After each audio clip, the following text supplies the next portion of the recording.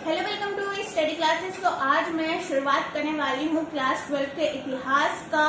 तो इससे पहले मैं क्लास 10 के स्टूडेंट्स को पढ़ाया करती थी, लेकिन मुझे ऐसा लगा क्लास 12 के लिए भी वीडियोस बनाया जाना चाहिए। एंड अब मैं इतिहास, पॉल साइंस और जियोग्राफी को आप लोगों का कवर करने वाली हूँ क्लास 12 का। तो अगर आप लोग क्लास 12 में हैं और आप लोगों का सब्जेक्ट है तो चैनल को सब्सक्राइब करना ना भूलें।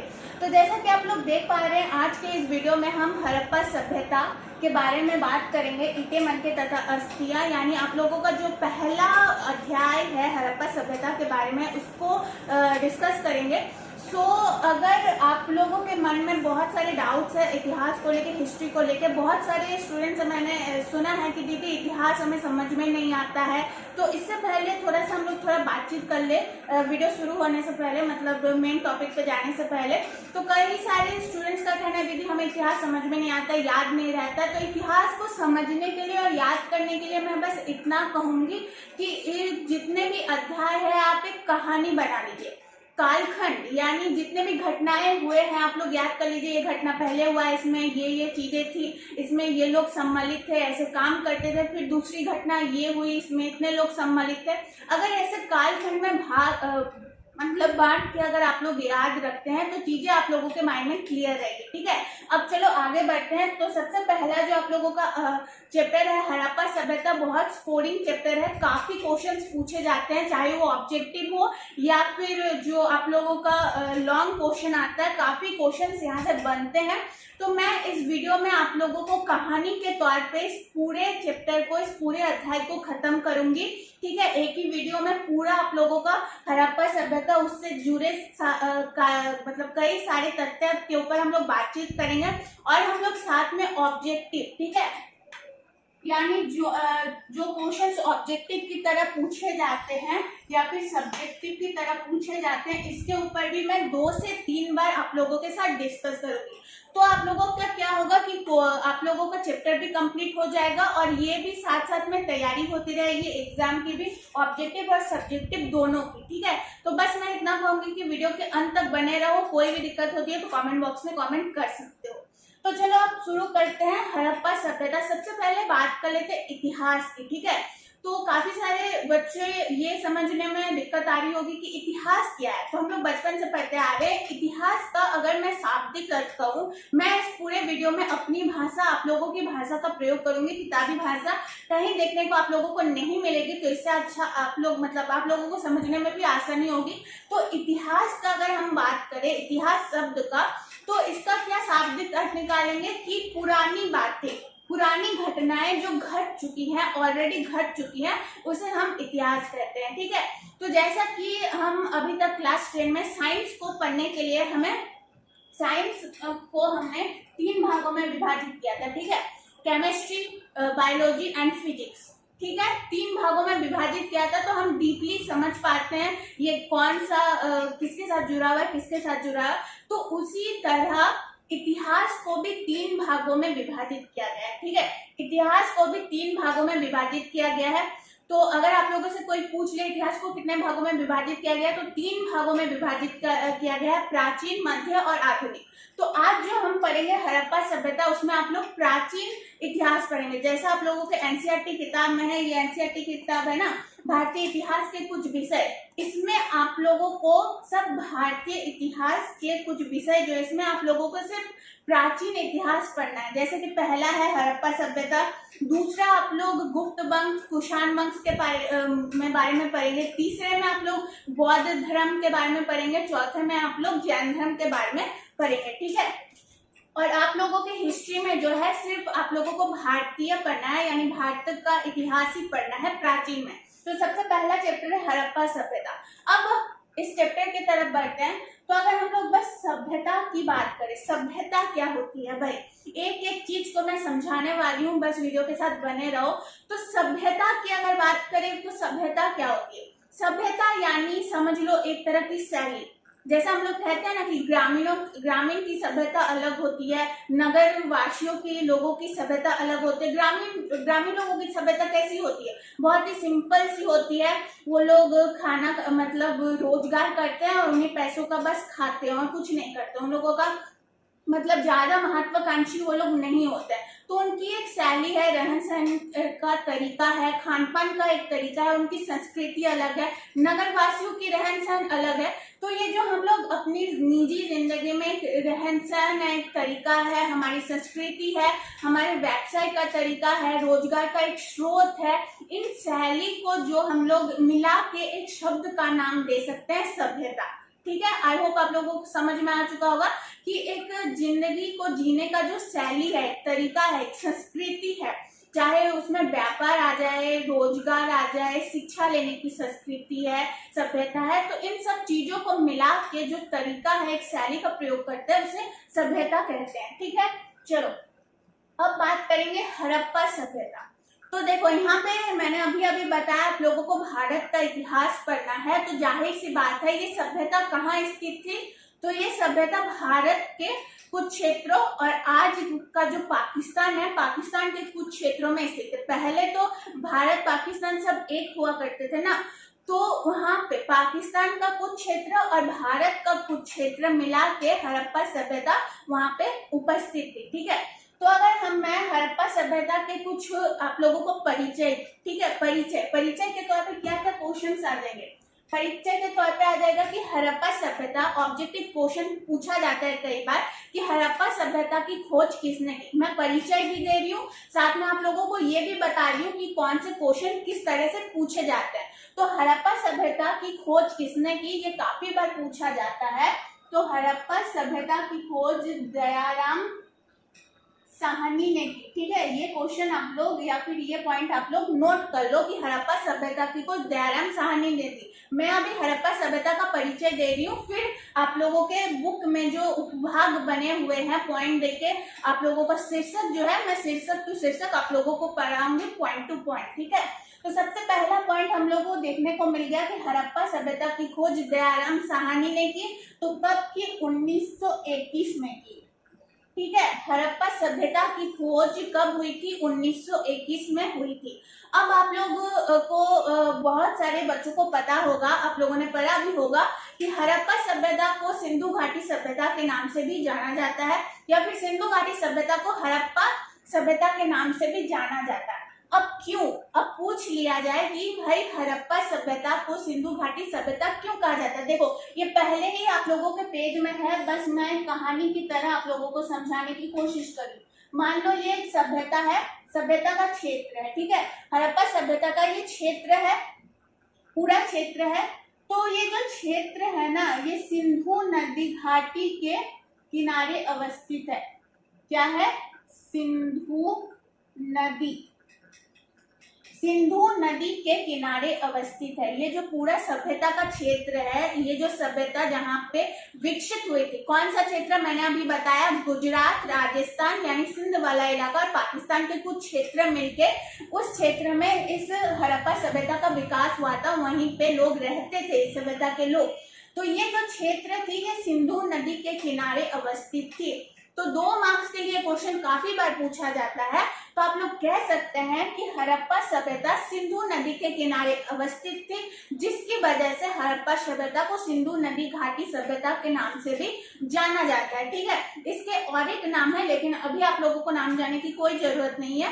ठीक है, चलो अब मैं इतना बताऊंगी कि आप लोगों के एग्जाम में, मतलब आप लोगों के किताब में जितना नॉलेज है, जितने फैक्ट्स है, मैं उतना ही बताऊंगी, ज्यादा बताऊंगी तो आप लोगों को कंफ्यूजन हो सकता है। तो सिंधु नदी घाटी की सभ्यता इसी वजह से हड़प्पा सभ्यता को कही जाती है। अब और एक क्वेश्चन पूछ लिया जाता है कि हड़प्पा सभ्यता को हड़प्पा सभ्यता क्यों नाम दिया गया। सोचने वाली बात है, 2 मार्क्स के लिए काफी बार पूछा जाता है। तो देखो ये पूरी सभ्यता है, मैंने अभी कहा ये पूरी सभ्यता है। इस पूरी सभ्यता में सबसे पहली खोज दयाराम साहनी 1921 में इन्होंने हड़प्पा शहर की थी। ठीक है, इस पूरी सभ्यता में सबसे पहला शहर खोजा गया। काफी सारे प्रमुख केंद्र थे, काफी सारे प्रमुख शहर तो थे, ठीक है, बात अलग है, लेकिन इस सभ्यता में सबसे पहली खोजी जाने वाली जो शहर थी वो हड़प्पा थी। इसीलिए इस वजह से उस पूरे सभ्यता का नाम रख दिया गया हड़प्पा सभ्यता। ठीक है। मैंने बोला ऑब्जेक्टिव सब्जेक्टिव दोनों के ऊपर बात करेंगे। तो सब्जेक्टिव में ये काफी बार पूछ लिया जाता है 2 मार्क्स के लिए कि हड़प्पा सभ्यता को हड़प्पा सभ्यता नाम क्यों दिया गया। तो आप लोग लिख सकते हैं कि हड़प्पा सभ्यता में सबसे पहली खोजे जाने वाली जो शहर थी वो हड़प्पा थी। इसी वजह से इस शहर के नाम से ही इस सभ्यता का नामकरण किया गया, जिसे हड़प्पा सभ्यता हम कहते हैं। ठीक है, इतना अगर आप लिख ले तो 2 मार्क्स आप लोगों का मिल जाएगा, कोई दिक्कत वाली बात नहीं है। ठीक है, तो इतना तो मैंने कह दिया। अब बात करते हैं, थोड़ा सा मैं अलग बात करती हूँ, फिर आप लोगों के पॉइंट पे चलूंगी। जान लेना जरूरी है। देखो, हर एक चीज को अगर आप बीच में से मिडिल में से जानने की कोशिश करोगे तो दिक्कत होती है। तो मैं आप लोगों के सामने एक बैकग्राउंड बना दूंगी, परिचय बना दूंगी, कहानी का प्रारंभ बना दूंगी, तो आप लोगों को इंटरेस्टिंग भी लगेगा वो चीज। ठीक है, अब बात कर लेते हैं। अब आप लोग कहेंगे दयाराम साहनी ने जो खोज की 1921 में, वो उसने कैसे खोज की।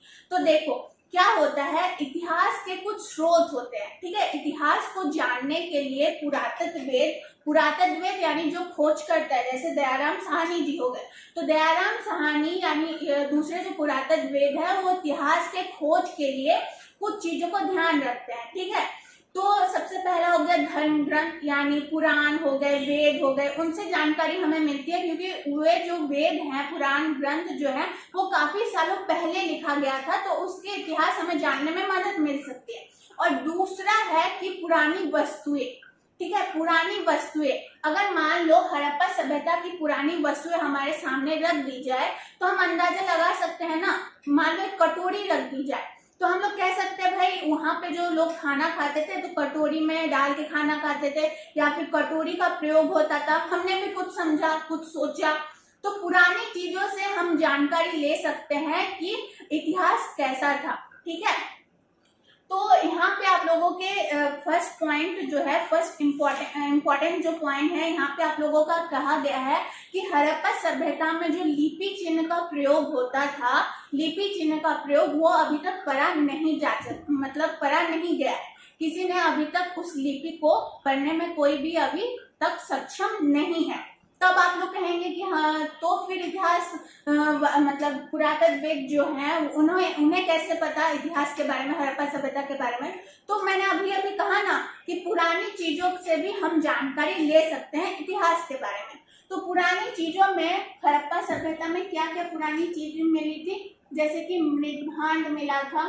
मृदभांड यानी मिट्टी या फिर पत्थर से बनी जो भांड होती है, जो घड़ा होता है, उसे मृदभांड कहते हैं। फिर पुराने सिक्के मिले थे। ठीक है, पुराने सिक्के मिले थे और बाट मिला था। बाट आप लोग किताब में देखें, एनसीईआरटी के किताब में देखें, या फिर किसी भी किताब होगी आप लोगों के पास तो कोई दिक्कत नहीं। बाट का यहाँ पे चित्र दिया हुआ है तो आप लोग देख सकते हैं। बाट और फलके। ठीक है, फलके, ये 4 चीजें हड़प्पा सभ्यता में बहुत पाई गई थी और प्रमुखतः ये चीजें पाई गई थी। वैसे तो बहुत चीजें पाई गई थी, मैं आगे बताऊंगी। तो ये चीजें ज्यादातर पाई गई थी। तो इससे पुरातत्ववेदों को वहाँ के इतिहास के बारे में जानकारी हासिल करने में बहुत सहायता प्रदान हुई। ठीक है, अब मैंने कुछ पॉइंट्स आप लोगों की किताब में नोट कर रखे हैं, मैं वो पढ़ के आप लोगों को सुनाती हूँ, समझाती हूँ। ठीक है, तो यहाँ पे कहा गया कि हड़प्पा सभ्यता के संदर्भ में इन विशिष्ट पुरावस्तुओं में मोहरे, मणके, जैसा मैंने अभी बताया, मोहरे, मणके, बाट, पत्थर के फलक और पकी हुई ईंटें सम्मिलित है। पकी हुई ईंटें, जाहिर सी बात है नगरीय था। अच्छा, कुछ पॉइंट्स मैं और थोड़ा बताऊंगी आप लोगों को अलग से कि पकी हुई ईंटें सम्मिलित थी और ये अफगानिस्तान, जम्मू, बलूचिस्तान में पाई गई। ठीक है, अब काफी बार ये चीज पूछा जाता है, मतलब कही जाती है हड़प्पा सभ्यता के बारे में कि ये जो हड़प्पा सभ्यता थी, जो एक कह सकते हैं हम लोग ये कि ये भारत की सभ्यता है, भारत पाकिस्तान की सभ्यता है।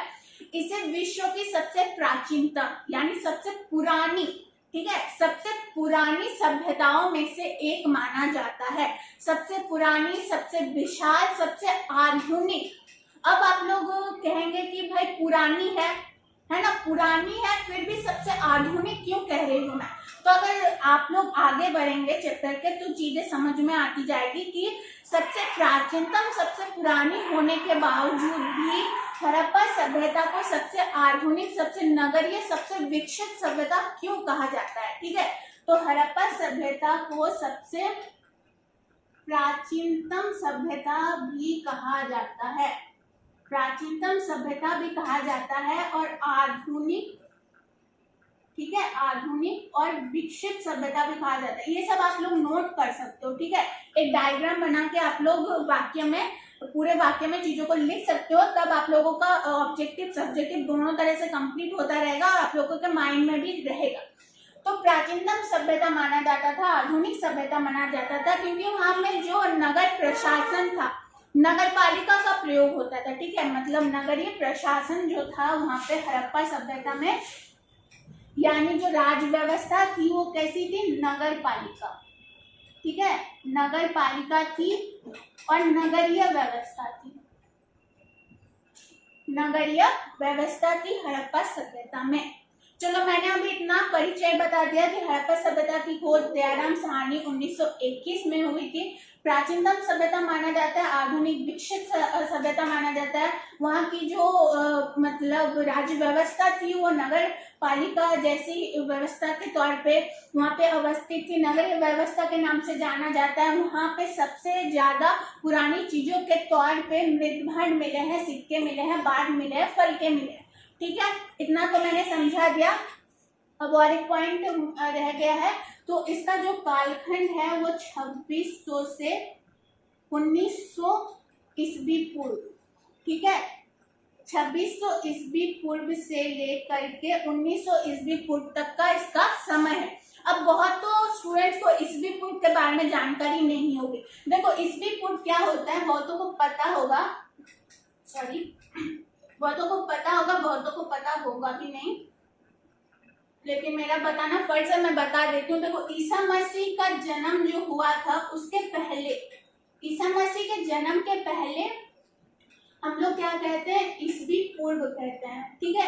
ये माइनस में चलता है, यानी पहले तो 1 आएगा, 1 ईसा पूर्व, फिर 2 ईसा पूर्व, फिर 3 ईसा पूर्व, ठीक है।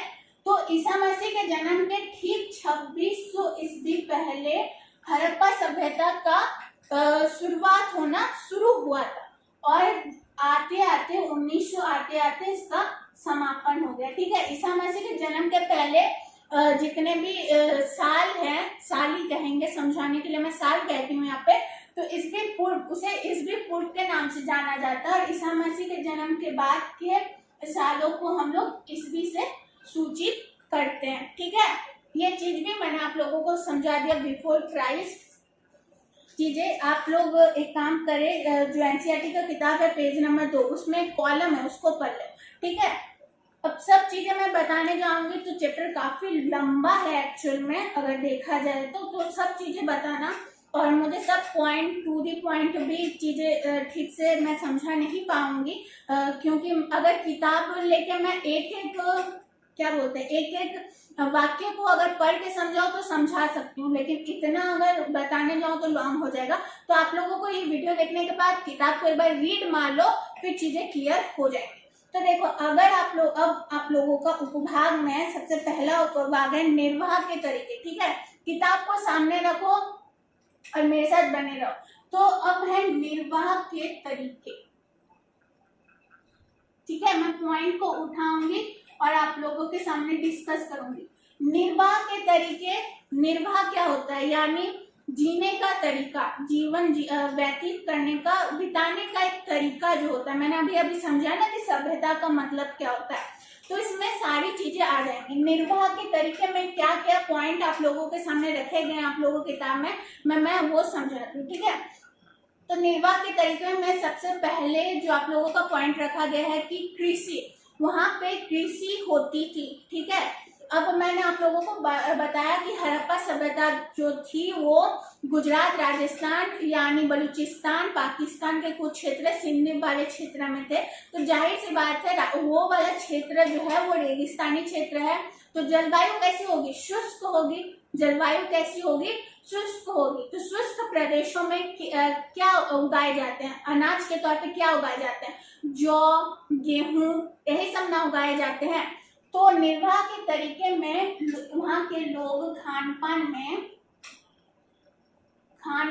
में 3 चीजों का उपयोग करते थे। एक तो मछली का यानी आखेट करते थे, यानी शिकार करते थे। शिकार का अच्छा शब्द है आखेट। तो मछली का शिकार करते थे, पेड़ पौधे से प्राप्त जितनी भी चीजें होती हैं उनका प्रयोग करते थे, और तीसरा अनाज का प्रयोग करते थे। ठीक है, अनाज का प्रयोग करते थे।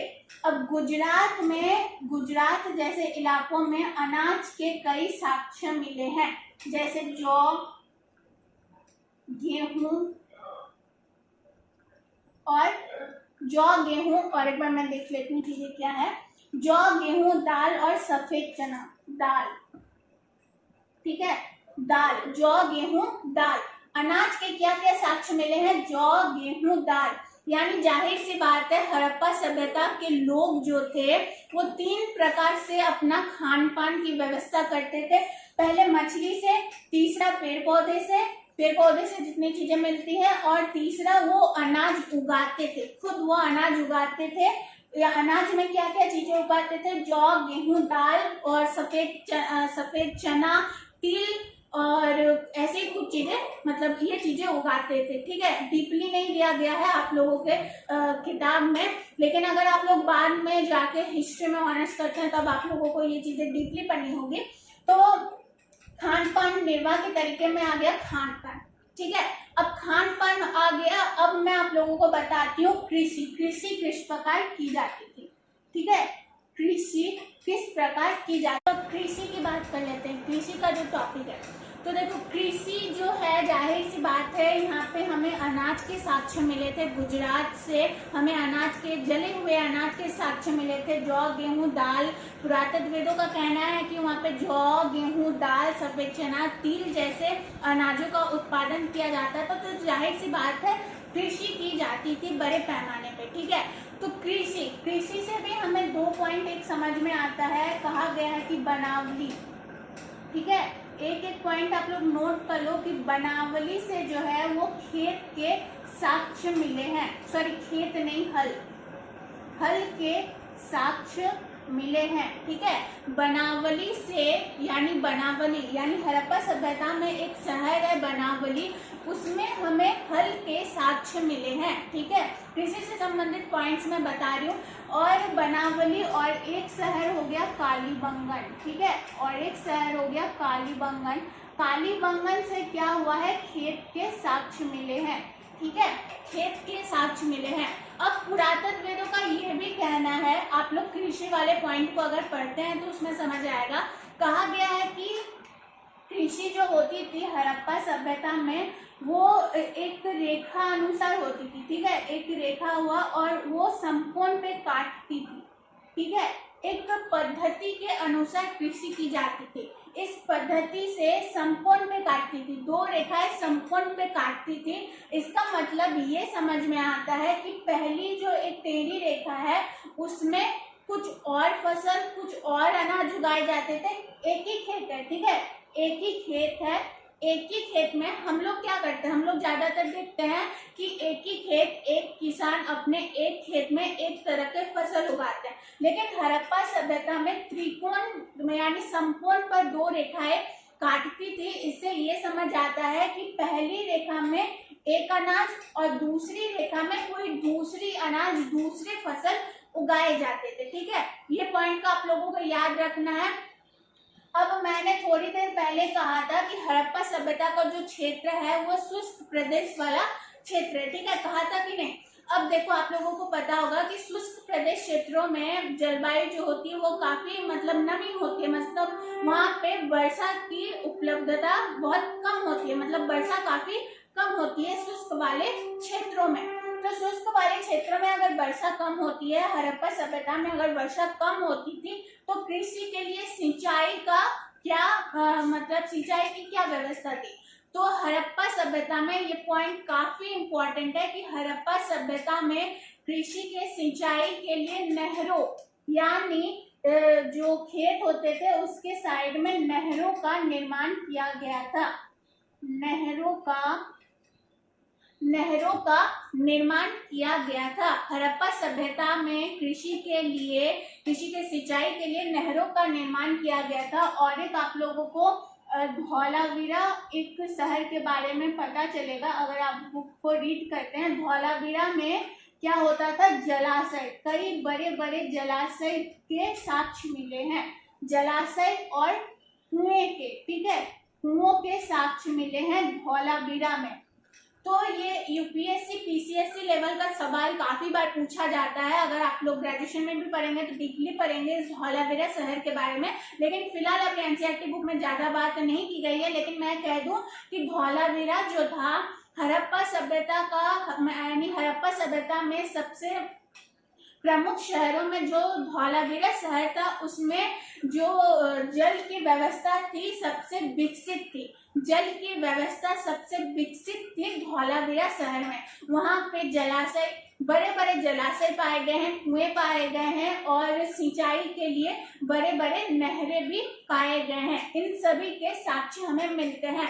तो कृषि वाले पॉइंट से हमें क्या क्या समझ में आ गया भाई? कृषि वाले पॉइंट से समझ में आ गया कि कृषि के लिए हल का प्रयोग होता था, ठीक है, और हल का साक्ष्य हमें कहाँ से मिला है? बनावली से मिला है, ठीक है, बनावली से हमें हल का साक्ष्य मिला है। ऑब्जेक्टिव तरह काफी बार पूछा जाता है, ठीक है। और एक पॉइंट यहाँ पे ये है कि वृषभ, वृषभ मतलब बैल, ठीक है, बैल की मृण मूर्तियां मिली है हड़प्पा सभ्यता से। बैल की मृण मूर्तियां, यानी मान लीजिए मूर्तियां मिली है बैल यानी वृषभ की। यहाँ पे आप लोगों के सामने वृषभ शब्द का प्रयोग किया गया है, यानी उसका अर्थ होता है बैल।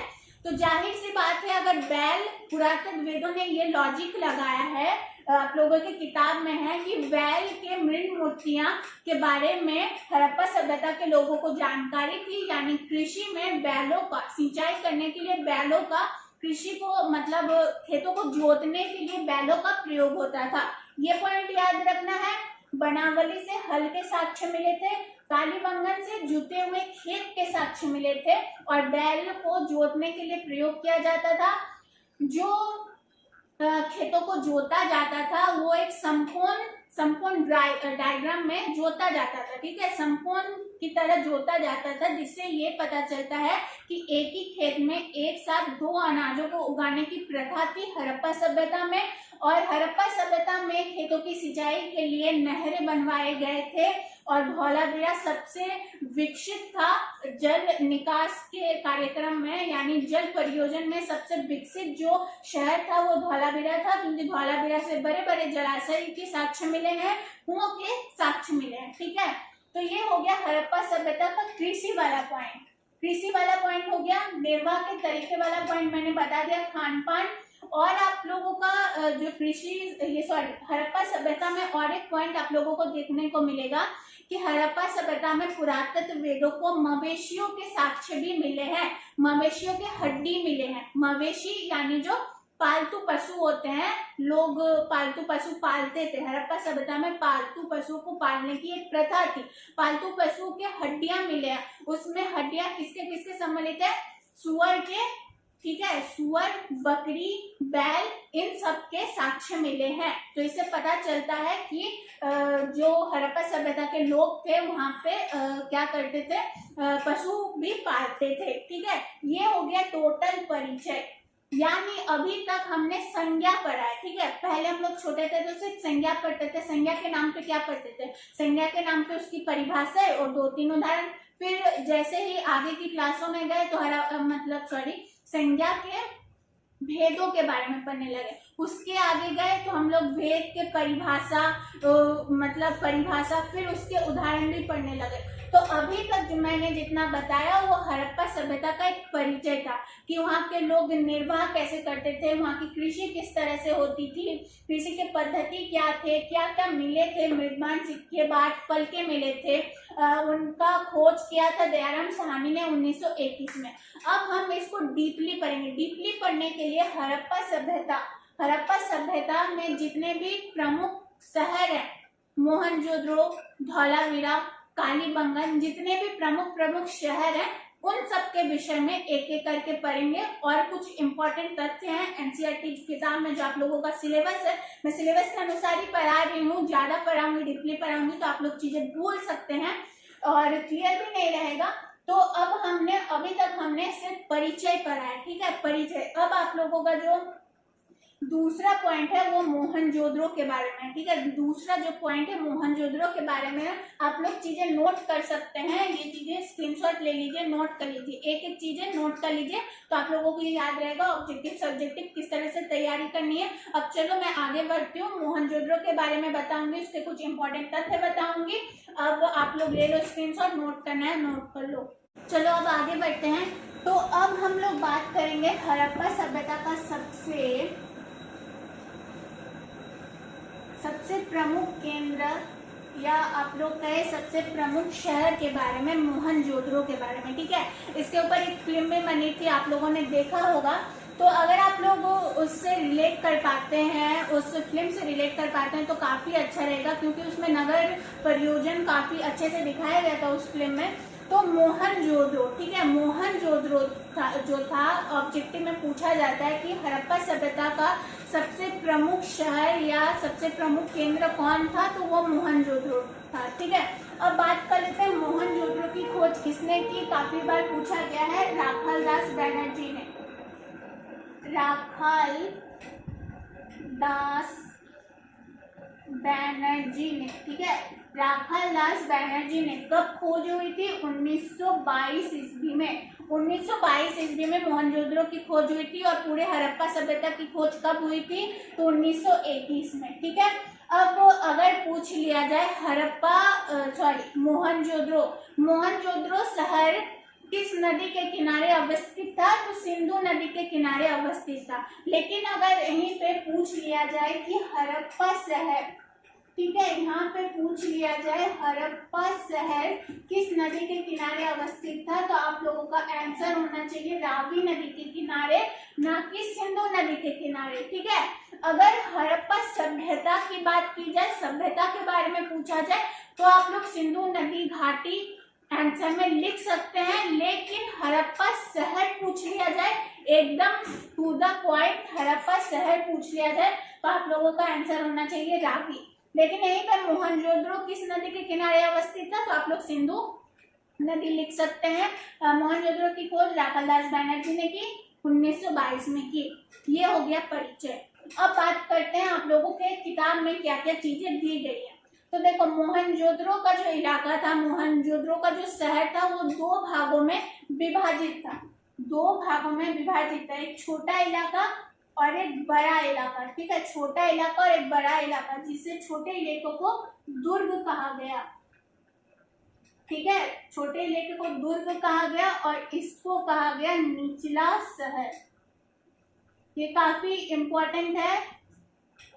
परियोजना, नगरीय परियोजना के अंतर्गत ये पॉइंट्स आते हैं, आई थिंक, हाँ, एक नियोजित शहर केंद्र के अंतर्गत ये पॉइंट्स आते हैं। मोहनजोदड़ो के सारे पॉइंट्स मैं इसी में कवर करूंगी, देखते हैं। तो दुर्ग और निचला शहर में बटा हुआ था मोहनजोदड़ो, ठीक है। मोहनजोदड़ो दो भागों में बांटा हुआ था, दुर्ग और निचला शहर। ये एक मतलब इस सभ्यता की खासियत थी।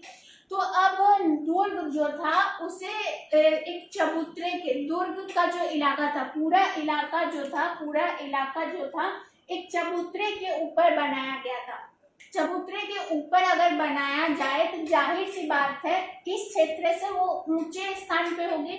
जैसे कि आप लोग देखते होंगे, हमारे जो घर होते हैं वो नीचे बने होते हैं, लेकिन जो मंदिर होते हैं, अच्छे स्थान होते हैं, जैसे कि धार्मिक स्थान होते हैं, उसे एक चबूतरे के ऊपर बनाया जाता है, यानी उसे हम आम लोगों से ऊपर रखा जाता है, ऊपर का स्थान दिया जाता है।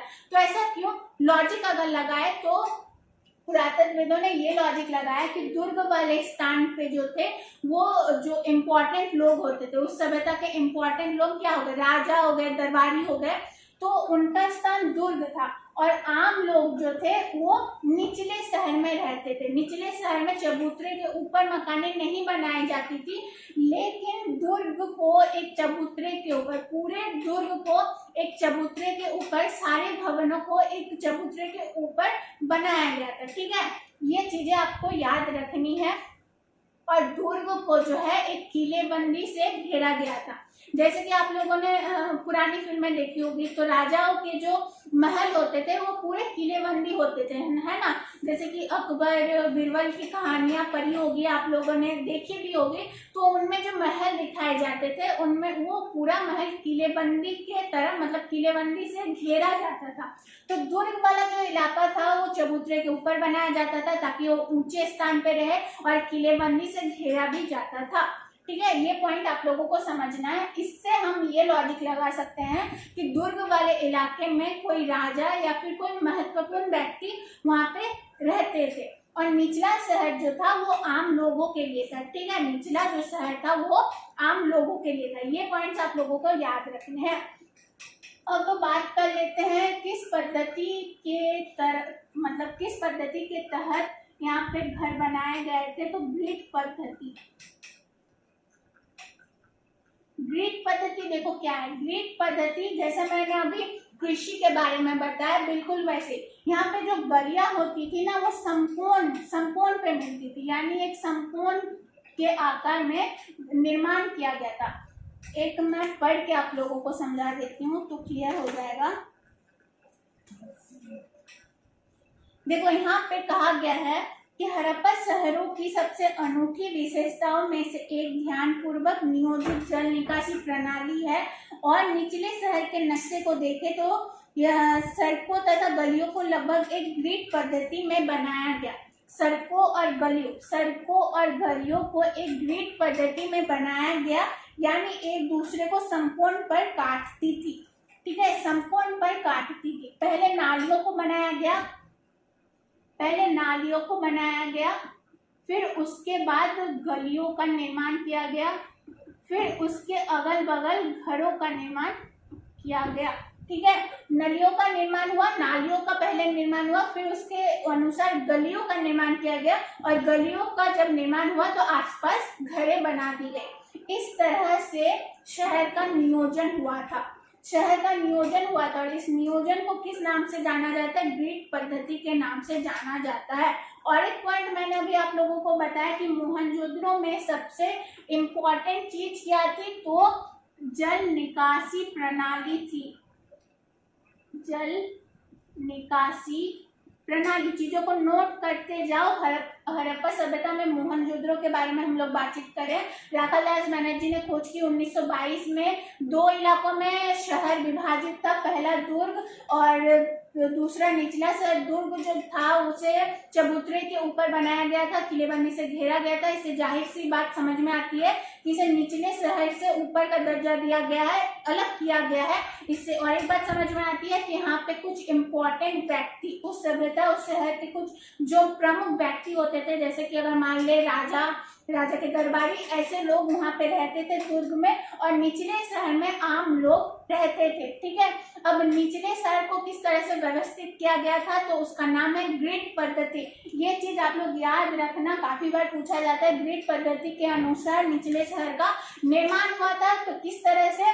पहले नालियां बनाई गई, फिर गलियों का निर्माण हुआ, फिर गलियों के आसपास घरों का निर्माण किया गया, और नालियां और गलियों को लगभग नाली और गली समकोण में आकर टकराती थी। इस पद्धति के अनुसार, ग्रिड पद्धति के अनुसार निचले शहर का निर्माण किया गया था। और अगर पूछ ले कि सबसे अच्छी प्रणाली, जल निकासी प्रणाली सबसे ज्यादा कहाँ थी, तो कहाँ थी? मोहनजोदड़ो में थी। लेकिन आप लोगों को कंफ्यूज हुआ होगा कि थोड़ी देर पहले मैंने बताया कि धौलावीरा, तो जल निकासी प्रणाली और जलाशय, वहां पे धौलावीरा में जल को प्रबंध करने का सबसे अच्छा तरीका था। जलाशय, कुआं, नहर, वहां पे जल प्रबंध अच्छा होता था। लेकिन जल निकासी प्रणाली सबसे विकसित कहाँ थी? तो मोहनजोदड़ो में थी। दोनों में कंफ्यूज नहीं होना है, मार्क्स बिल्कुल कम नहीं होने चाहिए इन चीजों की वजह से। कॉन्सेप्ट क्लियर करो, दिमाग में अच्छा रहेगा। ठीक है, तो ये चीजें मैंने बता दी। अब आप लोगों का क्या पॉइंट है मैं देख लेती हूँ। नालों का निर्माण मैंने बता दिया है आप लोगों को, और चबूतरे के बारे में भी बता दी है। दूसरा पॉइंट है आप लोगों के सामने गृह स्थापत्य। देखो, गृह स्थापत्य के बारे में कुछ पॉइंट्स इंपॉर्टेंट है, समझ लो। देखो, मोहनजोदड़ो का जो निचला शहर था ना, उसमें जो घर बने हुए थे वो आंगन होता था, और आंगन के चारों ओर कमरे बनाए जाते थे। ठीक है, चारों ओर कमरे बनाए जाते थे ताकि बाहर से जब लोग आए तो उसके जो प्राइवेसी है उस पर खलल ना पहुंचे। हड़प्पा सभ्यता के लोगों का मेन मकसद, मतलब ऐसे घर बनाने के लिए मेन मकसद यही था कि जब बाहर से लोग आए तो सीधे रूम्स में, सीधे कमरे में ना पहुंचे, पहले वो आंगन में आए तो जो दरवाजा खुलता था वो पीछे खुलता था। जो प्रमुख दरवाजा, हम लोग के घर में क्या होता है, जो प्रमुख दरवाजा होता है, जो हमारा मेन डोर है, वो रास्ते के ठीक सामने खुलता है, लेकिन हड़प्पा सभ्यता में पीछे से प्रमुख द्वार खुलता था। ठीक है, ये चीज समझ लेना। अब हड़प्पा सभ्यता में और मोहनजोदड़ो में टोटल कुओं की संख्या थी 700। कुओं की संख्या थी 700, यानी लगभग 700 कुएं पाए गए थे। और कुओं का निर्माण कहाँ होता था? घर के एक ऐसे क्षेत्र में जहां बाहर ये लोग अगर आते हैं तो उन्हें घर में प्रवेश ना करना पड़े, बल्कि मतलब मान लो कोई किसी को पानी की आवश्यकता है, ठीक है, उसके घर में कुआं नहीं है, या फिर वो व्यापार करने के माध्यम से उस शहर में आया है, राहगीर है, मुसाफिर है, तो अगर उसे उस घर से मदद चाहिए, पानी की मदद चाहिए, तो वो उसके घर में नहीं घुस के बाहर से ही कुआं से पानी ले लेगा। यानी कुएं को घर के एक ऐसे क्षेत्र में कुएं का निर्माण किया जाता था जिससे राहगीर या मुसाफिरों को मदद भी मिले और वो उनके घर में भी ना घुसे। ये पॉइंट याद रखना। और एक पॉइंट है कि जो हड़प्पा सभ्यता में, मोहनजोदड़ो में जो घरों का निर्माण किया गया था, घरों का निर्माण तल में जाने के लिए, तल में यानी भूमिगत जो कमरे होते थे या फिर छत में जाने के लिए सीढ़ियों का प्रयोग होता था। तो ये पॉइंट तो भाई जाहिर सी बात है, सीढ़ी का प्रयोग होता है, अब भी होता है, लेकिन एनसीईआरटी किताब में दिया गया, आप लोगों की किताब में दिया गया पॉइंट, इसीलिए मैं समझा रही हूँ कि तल में यानी भूमिगत कमरे में जाने के लिए या फिर छत में जाने के लिए सीढ़ी का प्रयोग होता था। और कुछ घर सटे हुए थे, इसीलिए कुछ सीढ़ी का ऐसे निर्माण होता था कि हम लोग अपने छत से किसी दूसरे के छत में भी जा सकते हैं। ठीक है, गृह स्थापत्य 3.2, ठीक है, 3.2 एनसीईआरटी किताब नंबर 7 है। गृह स्थापत्य में ये सारे पॉइंट्स थे। ग्रिड पद्धति, जल निकासी प्रणाली मैंने बता दिया, 700 कुएं थे। मोहनजोदड़ो में कुओं की कुल संख्या लगभग 700 थी, ये मैंने बता दिया। नालों का निर्माण मैंने बता दिया, नालों, गलियों और घरों का निर्माण किस तरह से होता था। संपूर्ण पद्धति, जिसका पद्धति का नाम था ग्रिड पद्धति। घरों का कैसे निर्माण होता था? पहले बनाया जाता था आंगन, आंगन के चारों तरफ कमरे हुआ करते थे। जैसे आप लोग साउथ में चले जाओ, दक्षिण भारत में चले जाओ, तो दक्षिण भारत में जो घर बनते हैं ना, बिल्कुल ऐसे ही बनते हैं। दक्षिण भारत में जो घरें बनाई जाती है बिल्कुल ऐसे ही बनाई जाती है, हड़प्पा सभ्यता के तरह। ठीक है, मोहनजोदड़ो का आप लोगों का सारा पॉइंट कंप्लीट होता है। दुर्ग के कुछ पॉइंट्स अभी भी शायद बाकी हैं, तो यहाँ पे देख लो, इनमें एक माल गोदाम, एक ऐसी विशाल संरचना जिसके ईंटों में बने केवल निचले हिस्से शेष है। ठीक है, अब छोड़ो, मैं बिना पढ़ के भी आप लोगों को पॉइंट्स बता देती हूँ मैं। और अगर आप लोग चाहते हैं मैं किताब से एकदम उठा के पढ़ाऊँ, किताब के एक एक लाइन को उठा के समझाऊँ, तब आप लोग कमेंट बॉक्स में कमेंट कर सकते हैं। मैं किताब का पीडीएफ बना लूंगी और पीडीएफ से आप लोगों को पढ़ाऊंगी, तो वो भी एक तरह से सही रहेगा। मैं यहाँ पे पॉइंट्स बता रही हूँ, वो भी एक तरह से सही है, जो आप लोगों को ठीक लगे। तो मोहनजोदड़ो में और एक पॉइंट ध्यान रखना है आप लोगों को कि स्नानघर, ये टॉपिक बाद में भी आएगा, लेकिन अभी मैं बता देती हूँ स्नानघर। तो मोहनजोदड़ो में एक प्रमुख इमारत के बारे में अगर आप लोग पढ़ेंगे तो ये समझ में आएगा कि स्नानघर हुआ करते थे। ठीक है, स्नानघर, हर एक गली में बड़े बड़े स्नानघर हुआ करते थे, जिसका प्रयोग आम लोग ही करते थे, लेकिन किसी फंक्शन के टाइम पे, किसी त्योहार के टाइम पे निचले शहर के लोग, आम लोग स्नान घरों का प्रयोग करते थे। तो इससे भी क्वेश्चन काफी बार पूछा जाता है।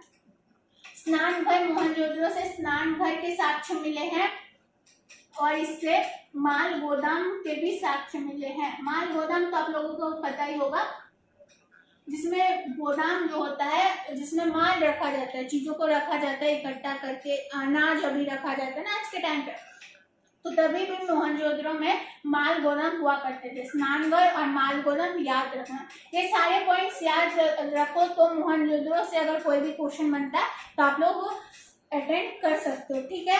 और कुछ चीजें हैं, जलाशय के किनारे, तो ये तो मैंने सब बता दिया है, ये सारे मैंने बता दिया है। गलिए नालियां गलियारे के साथ बने एक नाले में मिलती थी। संरचना का अनेकापन तथा दुर्ग क्षेत्र में कई विशिष्ट संरचनाओं के साथ इनके मिलने से इस बात का स्पष्ट संकेत मिलता है। ये सारे पॉइंट्स मैंने बता दिए हैं पहले ही, ठीक है। तो मोहनजोदड़ो कंप्लीट होता है यहीं पे। अब आगे जितने भी पॉइंट्स है उसको हम समझेंगे, तो इतना नोट कर लो। मोहनजोदड़ो राखालदास बनर्जी 1922 में खोजा गया था।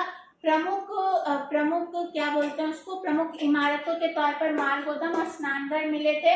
मोहनजोदड़ो जो था वो सिंधु नदी के किनारे अवस्थित था, 2 क्षेत्रों में बटा हुआ था। मोहनजोदड़ो दुर्ग निचला शहर, दुर्ग जो था उसे निचले शहर से साइड मतलब निचले शहर से अलग कर दिया गया था। तो सारी चीजें मैंने बता दी। अब चलो आगे बढ़ते हैं।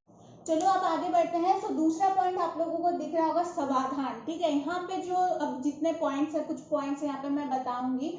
तो वो जो सारे पॉइंट्स है पुरातत्व वेदों ने इसलिए हमारे सामने रखे हैं ताकि हम लोग हड़प्पा सभ्यता में जो सामाजिक भिन्नताएं थी उसे हम समझ पाए। तो आज हम अपने समाज में सामाजिक भिन्नताएं कैसे समझते हैं कि अगर कोई इंसान अमीर है, उसके पास ज्यादा धन संपत्ति है तो वो अमीर होगा, अगर संसाधन की कमी है तो जाहिर सी बात है वो गरीब होगा। तो हम पैसों के संपत्ति के माध्यम से हम लोग एक सामाजिक भिन्नता को समझ पाते हैं, ठीक है। लेकिन पुरातत्व वेदों ने समाधान के माध्यम से, समाधान मैं समझाऊंगी, समाधान के माध्यम से हड़प्पा सभ्यता में सामाजिक भिन्नताओं को सामने लाने की कोशिश की है। देखो समाधान में क्या होता है कि जैसे कि हिंदू धर्म में मृतकों को जला दिया जाता है, मुस्लिम धर्म में दफना दिया जाता है, ईसाई धर्म में भी दफनाया जाता है। तो उसी तरह से हड़प्पा सभ्यता में भी मृतकों को गर्तों में दफनाया जाता था, ठीक है। ये बात आप लोगों को याद रखना है कि हड़प्पा सभ्यता में मृतकों को जलाया नहीं जाता था, ठीक है।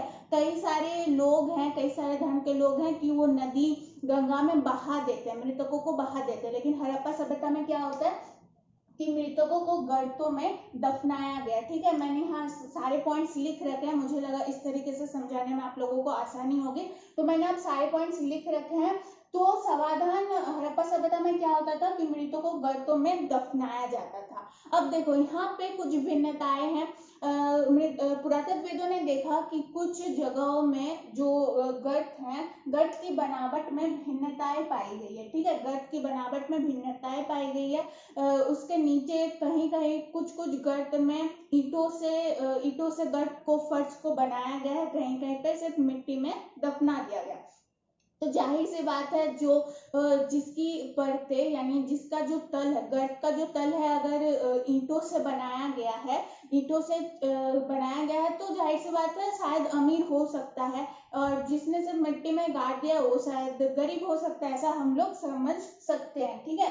तो फिर तीसरा पॉइंट है कि कब्रों में मृदभांड आभूषण जैस्पर, मतलब कब्र जो बनाए जाते थे हड़प्पा सभ्यता में उसमें सिर्फ मृतक को दफनाया नहीं जाता था, वो जो यूज करता था, प्रयोग में लाता था अपनी दिनचर्या में, जैसे कि मृदभांड हो गया, मैंने अभी पहले ही आप लोगों को समझाया, जो मिट्टी से बने या फिर पत्थरों से बने जो भांड होते थे, घड़े होते थे, उसको मृदभांड कहा जाता है। तो मृतकों अगर वो मृतक जो है उसके दैनिक उपयोग में लाए गए सामानों को भी उसके साथ दफना दिया जाता था, जैसे कि मृदभांड हो गए, उसने जो प्रयोग किए हैं अपने जीवन काल में, आभूषण हो गए, और कई देखा गया है कि जैस्पर के छल्ले, मनके के छल्ले वाले आभूषण भी कई गर्तों में दफनाए गए हैं, ठीक है।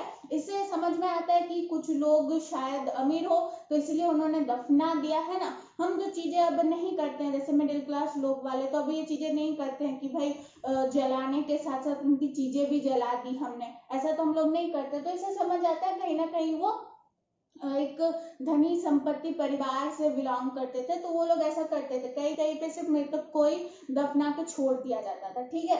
और कई जगहों पे तांबे के दर्पण भी मिले, कई कब्र में कब्र में मृतकों के साथ साथ तांबे के दर्पण भी मिले हैं। ठीक है, इससे पॉइंट मुझे याद आता है कि हड़प्पा सभ्यता को कांस्य युग भी कहा जाता है, क्योंकि उस समकालीन दौरान कांस्य जो एक धातु है उसका प्रयोग बहुत अधिक मात्रा में होता था, जिसे कांस्य युग भी पुरातत्वविदों ने कहा है। ठीक है, अब दूसरे पॉइंट पर चलते हैं कि इन चीजों से हमें एक चीज समझ आती है, आप लोगों की किताब में भी है ये लाइन की बहुमूल्य वस्तुएं दफनाने में विश्वास नहीं रखते थे। हड़प्पा सभ्यता के लोग गर्तों में मृतकों के साथ यानी मरे हुए लोगों के साथ बहुमूल्य वस्तुएं दफनाने में विश्वास बिल्कुल नहीं रखते थे। ठीक है, ये चीजें आप लोगों को माइंड में रखनी है।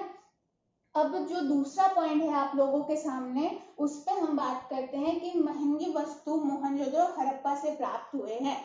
ठीक है, ज्यादातर महंगी वस्तुएं, जैसा कि मैंने आप लोगों को पहले ही कहा था कि हड़प्पा सभ्यता में प्रमुख केंद्र स्थल मोहनजोदड़ो है और हड़प्पा को पहले खोजा गया था, तो वो भी काफी विकसित शहर था हड़प्पा सभ्यता का। मोहनजोदड़ो और हड़प्पा काफी दोनों विकसित शहर थे, तो उन्हीं शहरों में ज्यादातर बहुमूल्य चीजें प्राप्त हुई थी। ठीक है, खोजकर्ता के द्वारा या खोजबीन के द्वारा ज्यादातर चीजें कहाँ प्राप्त हुई थी, एक तो मोहनजोदड़ो में, दूसरा हड़प्पा।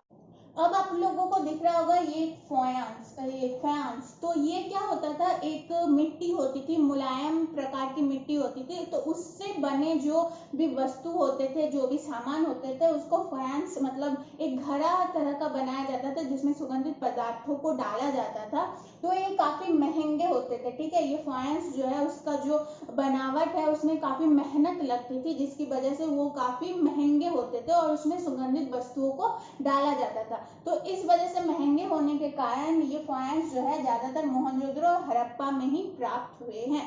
ठीक है, चलो अब आगे बढ़ते हैं शिल्प उत्पादन की तरफ। ये पॉइंट्स आप लोग नोट करके रख सकते हो ताकि आप लोग रिवीजन करने में भी आसानी हो और ऑब्जेक्टिव क्वेश्चन के लिए आप लोगों को क्वेश्चन भी मिल जाए। यहाँ पे ऑब्जेक्टिव क्वेश्चन काफी बार पूछा जा चुका है कि कब्रों में हड़प्पा सभ्यता के लोग कब्रों में मृतकों के साथ क्या क्या दफनाते थे, तो लिख सकते हो भाई मृदभांड, आभूषण, जैस्पर के छलके, जो मनके के छलके होते थे, या फिर तांबे के दर्पण। तो इस तरह से नोट भी बना रहेगा, ऑब्जेक्टिव क्वेश्चंस के लिए आप लोगों को क्वेश्चंस भी अवेलेबल हो जाएंगे, आंसर भी अवेलेबल हो जाएंगे। ठीक है, अब चलो आगे बढ़ते हैं शिल्प उत्पादन, जो दूसरा पॉइंट है कि हड़प्पा सभ्यता में आप लोगों को ये तो समझ आ गया होगा कि उसके हड़प्पा सभ्यता के लोगों का जीवन आधार यानी वो जीवन व्यतीत कैसे करते थे, रोजगार का स्रोत क्या था, तो ज्यादातर लोगों के पास रोजगार का स्रोत जो था वो व्यापार था। ठीक है, कृषि बिल्कुल मत समझ लेना, कृषि बिल्कुल नहीं था, अर्धशुष्क क्षेत्र था हड़प्पा सभ्यता, जिसके कारण वहां पे कृषि मतलब उतने कृषि में लोग ज्यादा दिमाग नहीं लगाते थे। लेकिन हड़प्पा सभ्यता का जो क्षेत्र था उसमें ज्यादातर लोग अपने रोजमर्रा की जिंदगी में मतलब अपने रोजगार के स्रोत के लिए ज्यादातर व्यापार करते थे, और व्यापार में ज्यादातर शिल्प उत्पादन यानी शिल्प कला को ज्यादातर जोर दिया गया। ठीक है, तो अब चलो, तो शिल्प उत्पादन में सबसे ज्यादा जो अग्रणी यानी सबसे आगे जो शहर था, ज्यादातर शिल्प उत्पादन कहाँ होता था, तो ये आप लोगों को स्पेशली याद रखना है कि चुनहुद्रो में। ठीक है, चनहुद्रो में, ठीक है, चनहुद्रो में ज्यादातर जो शिल्प उत्पादन होते थे वो चनहुद्रो में होता था। ठीक है, ये सबसे अग्रणी शहरों में से एक था। फिर बात करते हैं कि मोहर निर्माण, बाट, संग की कटाई, मनके बनाने में। तो देखो जो चनहुद्रो में था वो मोहरे मतलब वहां पे क्या क्या काम होता था कि मोहरे निर्माण होते थे, मोहर जो होते थे मोहर, तो उसमें ज्यादातर जो अग्रणी था वो चनहुद्रो था, वहां पे मोहर निर्माण का काम होता था, बाट बनाने का काम होता था, संग की कटाई का काम होता था, संग से बनी हुई चीजें वहां पे बहुत अत्यधिक मात्रा में बनाई जाती थी। ठीक है, अब चलो आगे बढ़ते हैं। तो फिर दूसरा पॉइंट मैंने लिखा है कि मनके बनाने में प्रयोग होते थे। मनके बनाने में यहाँ पे देखो मैंने क्या क्या लिखा है कि कॉर्निलियन, जैस्पर, तांबा, कांसा, सोना, यानी कॉर्निलियन, जैस्पर जो है वो काफी महंगे पत्थर हुआ करते थे। उस पत्थरों को बनाने में मतलब उस पत्थर के लिए मतलब मनके बनाने में उन पत्थरों का प्रयोग होता था। मनके जो होती है मतलब एक बात टाइप का होता है, आप लोग एनसीईआरटी में अपनी किताब में देख सकते हो, फोटो दिया हुआ है। तो मन के बनाने में कॉर्निलियन, जैस्पर जैसे पत्थरों का प्रयोग होता था। इसके अलावा तांबा, कांसा, सोना जैसे धातुओं का भी बहुत अधिक मात्रा में प्रयोग होता था, ठीक है। और सेलखड़ी जो होती थी वो एक प्रकार की पत्थर होती थी, उस पत्थर का प्रयोग भी मन के बनाने में प्रयोग होता था, ठीक है, मन के बनाने में प्रयोग होता था। और यहाँ पे एक सेलखड़ी नाम याद रखना, जो कि एक पत्थर होता था मुलायम, और फॉयंस उस घड़े को कहा जाता था, ठीक है। फॉयंस मैंने शायद यहाँ पे अभी आप लोगों को बताया कि वो पत्थर होता है, लेकिन एक्चुअल में फॉयंस जो होता है वो एक घड़ा होता है। घड़े में सुगंधित पदार्थ डाला जाता था, जिसकी वजह से वो काफी महंगा बिकता था। और सेलखड़ी जो थी वो एक मुलायम पत्थर थी, जिसका प्रयोग कभी कभार मन के बनाने में प्रयुक्त होता था, ठीक है। चलो अब आगे बढ़ते हैं दूसरे पॉइंट में कि नागेश्वर बालकोट। यहाँ पे देखो, नागेश्वर बालकोट चूड़िया शंख बनाने में अग्रणी थे। नागेश्वर और बालकोट एक शहर का नाम था, एक क्षेत्र का नाम था हड़प्पा सभ्यता में। ये दोनों अग्रणी थे, आगे थे चूड़िया, ठीक है, चूड़िया शंख बनाने में अग्रणी थे, यानी चूड़ियों का निर्माण ज्यादातर होता था, शंख की कटाई होती थी, शंख से बनी हुई चीजें बनाने में वो नागेश्वर और बालकोट अग्रणी थे। और यहाँ भी मैंने अभी भी बताया कि शंख की कटाई होती थी, ठीक है।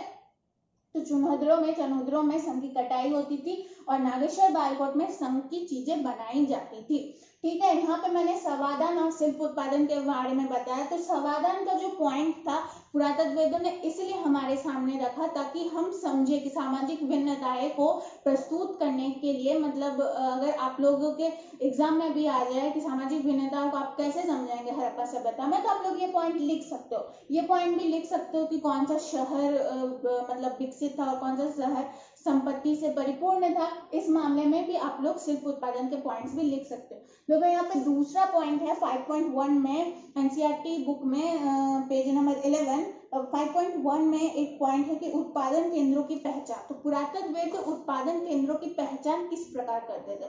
तो जाहिर सी बात है, जिस शहरों में ये चीजें ज्यादातर मिली है, जैस्पर, तांबा, सोना की ये चीजें थोड़ी थोड़ी मात्रा में मिली है, जैसे कि अगर हम लोग किसी ज्वेलरी की दुकान में चले जाए, वहां पे ज्वेलरी बनाई जाती है, सोने की चीजें बनाई जाती है, तो थोड़ा थोड़ा टुकड़ा तो मिला होगा ना वहां पे, तो मिलते हैं। लेकिन अगर हम किसी और दुकान में चले जाए, जैसे कि ग्रोसरी, मतलब जहाँ पे चावल चीनी मिलता है, वहां पे तो सोने के टुकड़े नहीं मिलेंगे। हालांकि ज्वेलरी की दुकान में भी सोने के टुकड़े इधर उधर फेंके हुए नहीं मिलेंगे, लेकिन थोड़े तो साक्ष्य मिल जाएंगे ना। तो इस वजह से हम लोग आइडिया लगा सकते हैं भाई ये किसी सोनार का दुकान है। तो उसी तरीके से सिर्फ यहाँ पे इतना पॉइंट बताया गया है कि उत्पादन केंद्रों की पहचान किस तरह से होती थी। तो हड़प्पा, मोहनजोदड़ो, फिर जैसे कि यहाँ पे चनुद्रों की बात हो गई, नागेश्वर, बालकोट की बात हो गई, यहाँ पे जो धातु या फिर जो पत्थरों का प्रयोग होता था चीजों को बनाने में, आभूषण, शंख वगैरह वगैरह, पॉइंट्स बनाने में, मन के बनाने में जिन चीजों का प्रयोग होता था उसके साक्ष्य थोड़े बहुत मिले हैं। तो इस तरीके से पुरातत्ववेदों ने उस उत्पादन केंद्रों की पहचान की है। बस उस पॉइंट में बस इतना ही था। तो यहाँ पर मैंने आप लोगों को बहुत सारे पॉइंट्स बता दिए हैं। वीडियो बहुत लॉन्ग बन चुकी होगी, मुझे समझ में आ रहा है। तो जितने भी आगे के पॉइंट्स हैं, जैसे कि माल प्राप्त करने की संबंध नीतियां, यानी जो हड़प्पा सभ्यता के लोग ये सब चीजें बनाने में कहाँ से माल प्राप्त करते थे, कहाँ किस देश से व्यापार किया जाता था, ठीक है, ये चीजें आप लोगों के सामने आएंगी। मोहर लिपि तथा बार, मैंने आगे ही पहले कह दिया, लिपि जो है, लिपि चिन्ह जो है, अभी भी हड़प्पा सभ्यता की लिपि चिन्ह का जो प्रयोग होता था वो अभी तक किसी ने पर नहीं पाया है, ठीक है। सभ्यता का अंत, हड़प्पा सभ्यता का मैंने दिखा दिया, शुरुआती तौर तो मैंने समझा दिया आप लोगों को, उसकी विशेषताएं थोड़ी बहुत मैंने अभी तक बता दी। अभी तक थोड़ी बहुत नहीं, काफी सारी बात हम लोग कर चुके हैं, लेकिन सभ्यता का अंत किस प्रकार से हुआ ये हम लोग देखेंगे। और हड़प्पा सभ्यता की खोज, कनिंघम का भ्रम, ये सब चीजें थोड़ी बहुत देखनी बाकी है। तो दूसरे वीडियो में मैं ये सब चीजों की बात करूंगी, क्योंकि ये वीडियो काफी लॉन्ग बन चुकी है। आई होप अगर आप लोगों को अच्छा लगे तो वीडियो को लाइक करना ना भूलना, बने रहना। एंड सेकंड वीडियो के लिए आप लोग चेक कर सकते हैं प्लेलिस्ट। तो आज के लिए बस इतना है।